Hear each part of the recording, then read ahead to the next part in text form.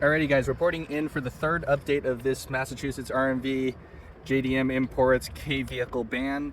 Now we've kind of figured out exactly what they were after. They are after the K trucks and vans, but they don't really have a good way of determining what the K trucks and vans are because the list they provided in the training document contains vehicles that aren't even Ks. Basically in this new document that we have, the RMV goes over and defines what a mini truck, a minivan, well, mini as in the, you know what I mean, K trucks and vans.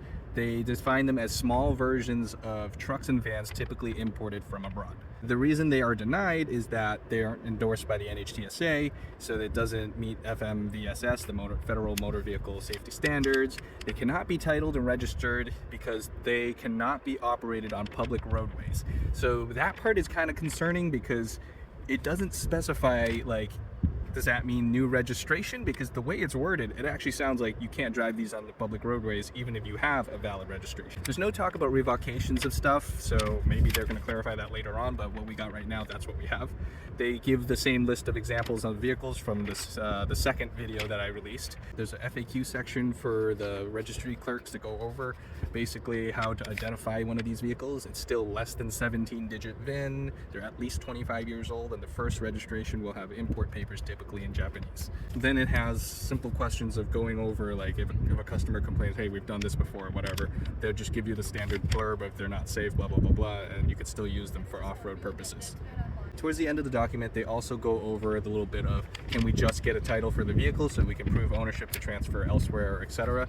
They also say, no, they can't do that because that's not legal for registration because it doesn't meet the Federal Motor Vehicle Safety Standards. You know, still not used to saying that, but whatever. What we learned here is definitely they're after the K trucks and vans, but so far it seems like everything that's short VIN and Japanese is caught in the crossfire of this whole thing because they don't know how to determine the difference and they don't really have the effort into it. In the example list that they provided, some of these vehicles aren't even 25 years old and some of them aren't even a K vehicle, so they clearly don't know what they're doing. They're just doing this blanket ban because the AMVA is all over this, because when it's just K trucks and vans, this is like the fingerprint of AMVA.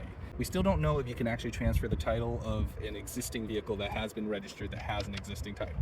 So if I were to sell one of my registered vehicles to another person in Massachusetts, is that okay? Is that kosher? Are they going to process that because it already has a title and they don't care that there's no import papers? Like, there's no clarification of any grandfathering or anything. I mean, they don't say anything about it, so is that assumed? Is that safe to assume? I don't think so. Coming from my IT background, I'm just thinking how the software actually works at the RMV. I'm thinking they won't do any prevention of future registration of short VINs. Like, they won't change it on the software end. It would be more of like a human factor where the person entering the data would just, like, not allow it, because it's going to be too much work for them to rework whatever software they have, because the software clearly works and accepts the short VIN. It's just now some bureaucrats deciding, hey, we don't want to do this. I'll post a link to the document in the description below, but the most concerning part to me is that they cannot be registered or titled because they can't be operated on public roadways. And all of this is under the guise of safety and whatever, because they're prioritizing the safety of, They're prioritizing the safety of the road for all users. How is this unsafe for another user? I mean, it's more for the person driving the vehicle, and then how does this apply to vehicles that were before the FMVSS stuff, like and how does this apply to all the short VIN stuff pre-1981? I mean, unless they're specifically targeting a Japanese vehicle. And then what else do we have here? So all the people on 50cc scooters with no registration sometimes, scooting up and down the streets of Boston doing their food deliveries, going down the wrong way, going down the bicycle lanes the wrong way, going on the sidewalks, sometimes just running all the red lights and stuff. And those are okay, and I mean, anybody can go splat on one of those. All right, I mean, I'm not against those vehicles, but claiming safety for all people on the roads does not make sense when those things exist. Same with motorcycles. Look, I'm a motorcycle rider. I have a BMW R1200 GS Adventure. It is definitely not a safe vehicle when there's pickup trucks.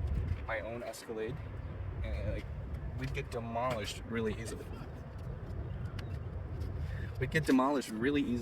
What happened? Oh, I think he broke down. But so it doesn't make sense to claim safety and then still allow all these other vehicles, even the other old vehicles on the road. like, I don't know, 1960s Mustang, 65 Mustang. I had one. The inside of that thing, I don't understand how people back then survived. It is rough. So those are allowed. What the heck is going on here? Now, what's really messed up is somebody in the Massachusetts JDM Imports Advocates group, yes, that is a mouthful, they posted a link to a article about how on July 1st, that Rhode Island is now legalizing low-speed vehicles, like those fancy golf carts on wheels, like the luxury golf carts where people could just roll around, kind of like in Florida. That's interesting. Those things will be legal to drive on the road, but as we know, Rhode Island does not allow K vehicles on the road, and they're trying to ban every single last one of them. There's like a few holdouts out there or something. So in this news article, I'll put the link in the description below too. Within this article, there's something that caught my eye, and I think it's pretty funny. So the vice president of the Insurance Institute of the Highway Safety Vehicle Research Center says, if you're in a crash, you're going to be in a bad spot. The national nonprofit has run crash tests on these LSVs, the low-speed vehicles, these fancy luxury golf carts. When those vehicles share a road with a regular passenger car and trucks, and they are in collisions, whether it be a front or side collision, the outcomes are not favorable to the occupants of these low-speed vehicles.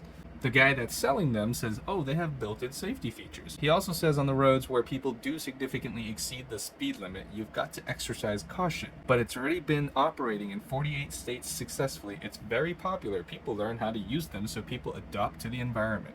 Why does this not apply to our little trucks and vehicles that are definitely more capable than these little golf cart things? Well, now we already kind of know. So maybe the manufacturers of these fancy golf carts and the John Deere UTVs and stuff, clearly they're after these cheap trucks that are way more capable than their fancy like $15,000, $20,000 units. I also talked to my buddy David at Mendy Imports. We were talking about like how the state's gonna miss out on a whole bunch of revenue on this situation because he thinks it's going to be like tens of millions of dollars. And I'm like, tens of millions of dollars seems a little excessive, but he kind of put it to perspective and it kind of makes a little bit of sense just on registration fees, title, excise tax, and sales tax. Because every time someone buys and registers one of these things, even if it's just a transfer, because he titles them in Massachusetts, he's paying a sales tax on that. And then when he sells it to someone else, if it's a Massachusetts resident, they pay sales tax on it again. It still didn't make that much sense to me until I started doing the math. So let's say on average, the transaction is $8,000. 6.25%, that gives you about $500 of sales tax if the vehicle is $8,000. Obviously, some are cheaper, some are more. Let's just call it a $500 sales tax transaction, so $8,000 on average. There's also registration fees. There's like $60 for 2 years, assuming you don't get a vanity plate and etc., but that's just extra stuff.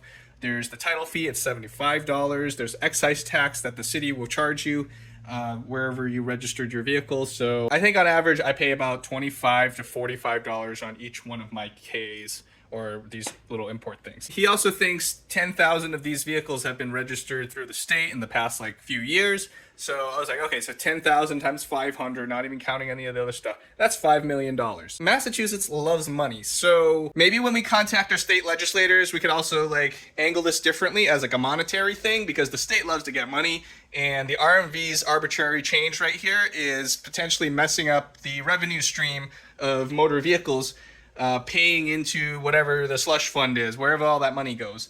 Because sales tax money, there's excise tax money the towns are not getting anymore, and then registration and title, I don't know, that probably pays for like RMV operations and whatnot. But they're cutting this off, and the state's going to miss out on all these registrations just to collect free money. And like, what, $10,500? I mean, average, it could be higher if it was a more expensive import. And then if it was cheaper, then obviously it's less. But, you know, $500, I mean, that sounds fair. I don't know what else to do right now. We're just contacting state reps, senators, whatever. We're going to try to contact the MassDOT person, whoever's on top, whatever the position's called, the Secretary of Transportation. We're going to try to get them too. I reached out to people at SEMA. They replied, and they said they've been working with David McChristian over in Texas for their issue that they had overturned. So they're happy to help, and they're going to look into the situation, and they'll let me know if I can give them any like info or whatever. I already provided the RMV notice that we just got, and I gave them like the whole backstory of what's going on. As more people find out about this, the Facebook group is growing very quickly, and it's actually really cool that as the admin, I can watch like the member request. I could see like how we're all somehow linked together, either from friends of friends, or we have mutual like groups and interests or whatever. So it was interesting kind of scrolling through there and seeing these people. So I hope all of you can help contribute and continue this push to get this RMV decision undone. And then maybe we can even get a legislator to push a bill forward, or a handful of legislators push a bill forward to legalize these vehicles, like in Massachusetts law, so the RMV doesn't get to pull this kind of crap again. Subscribe for more updates on this. This is the third update, and hopefully we'll hear back soon.